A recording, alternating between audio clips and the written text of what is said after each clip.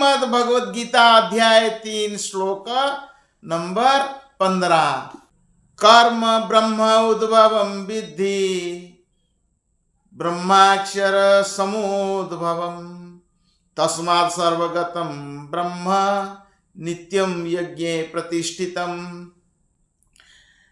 तो कर्म उद्भवम विद्धि, नियत कर्म कैसा करना है। पिछले श्लोक में भगवान यज्ञ चक्र बताया, तो मनुष्य को नियत कर्म करना चाहिए यज्ञ के लिए।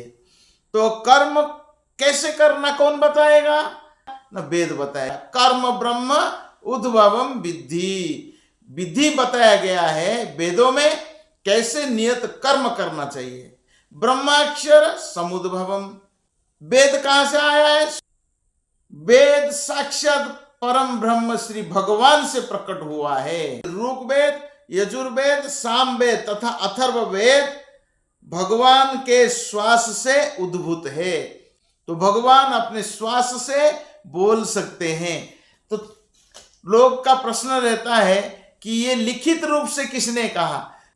पहले मुनि ऋषि लोग श्रुतिधर होते थे। श्रुतिधर का मतलब जो एक बार सुन लिया तो उसको हमेशा के लिए याद आ जाता है, वो हमेशा के लिए बोल सकता है।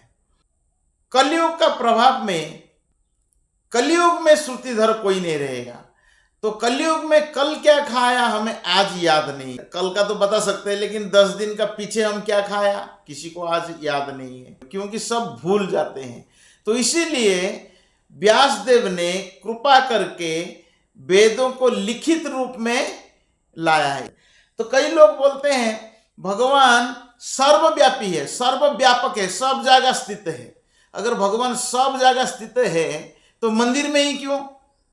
भगवान का रहने का एक स्थान होता है, मंदिर है। जैसा प्रभुपाद जी उदाहरण देते थे, जल सब जगह स्थित है, लेकिन हम क्या करते हैं, जल अगर प्राप्त करना है तो कुआं के पास जाते हैं, एक निर्दिष्ट जगह पर जाना पड़ता है, तालाब के पास जाते हैं और कभी नल के पास जाते हैं। अगर पीना है तो नल का पानी पीते हैं।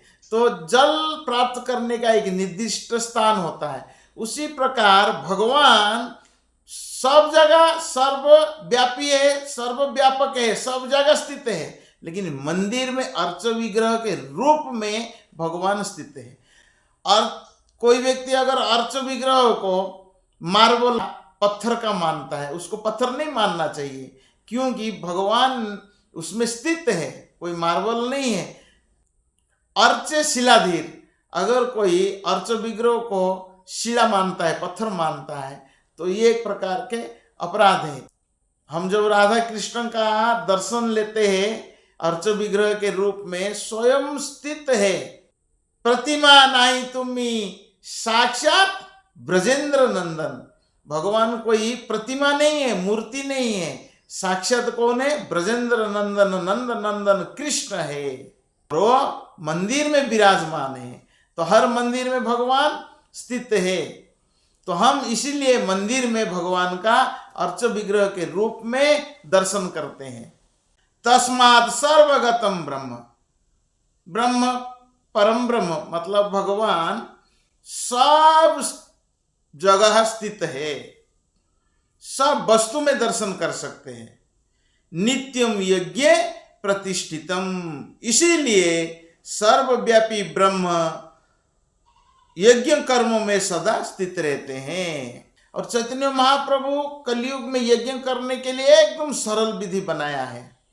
तो कोई भी यज्ञ कर सकता है। क्यों न, नाम संकीर्तन है, केवल जिह्वा के द्वारा भगवान का नाम उच्चारण करना है।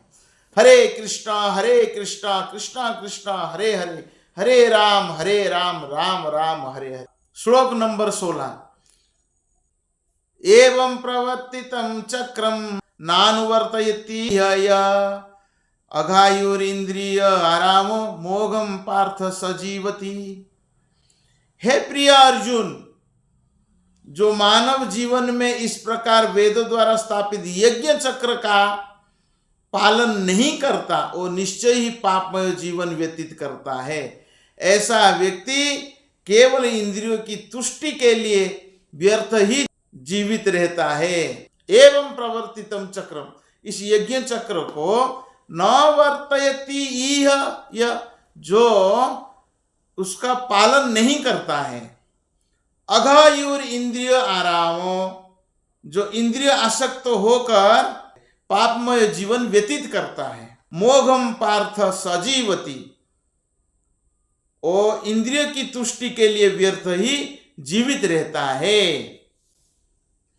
तो इस श्लोक में भगवान ने कठोर श्रम करो और इंद्रिय तृप्ति का आनंद लो, इस सांसारिक विचारधारा का तिरस्कार किया है। तो जो लोग इस संसार में भोग करना चाहते हैं वो उपयुक्त यज्ञ चक्र का अनुसरण करना परम आवश्यक है। यज्ञ चक्र क्या है? यज्ञ करने से बारिश होगी, बारिश से अन्न उत्पन्न होगा और अन्न खाकर फिर जीवात्मा यज्ञ कर्म करेगा। तो ये जो चक्र है, ये यज्ञ चक्र को पालन सभी मनुष्यों को करना चाहिए। इस प्रकार के व्यक्ति को ज्यादा समय के लिए जीना नहीं चाहिए, जीवित रहना नहीं चाहिए। तो ऐसे व्यक्ति केवल इस संसार में इंद्रिय तृप्ति के लिए व्यर्थ जीवित रहता है। तो भगवान क्यों ये कह रहे हैं? ये जो कौरव है ये लोग छल कपट करके जी रहे हैं। जैसे कि ये लोग ने पांडव का राज्य को छीन लिया, फिर उनको 12 साल के लिए वनवास भेज दिया और द्रौपदी का बड़ी सभा में अपमान किया। तो इस प्रकार जो पाप कार्य करते हैं, ऐसे पापी लोग को अधिक समय के लिए जीना नहीं चाहिए, क्योंकि स्वार्थ से प्रेरित होकर वो पाप कार्य केवल कर रहे हैं। ऐसे लोग अगर अधिक समय जिएंगे तो फिर समाज का क्या होगा? समाज में किसी का कल्याण नहीं होगा। और पापी व्यक्ति को ज्यादा समय तक समाज में जीवित नहीं रहना चाहिए। अर्जुन अभी मोहित हो गया है, मोह के कारण ये कह रहा है कि मैंने युद्ध नहीं करूंगा। तो भगवान कह रहे हैं कि धर्म के लिए तुमको युद्ध करना चाहिए, और तुम क्षत्रिय हो, तुम्हारा नियत कर्म करो, युद्ध करो। ऐसे पापी लोगों का जब वध करोगे धर्म का स्थापन होगा, समाज का कल्याण होगा। इसके लिए हे प्रिय अर्जुन, तुम युद्ध करो, इनका वध करो। तो भगवान यहाँ अर्जुन को ये उपदेश दे रहे हैं।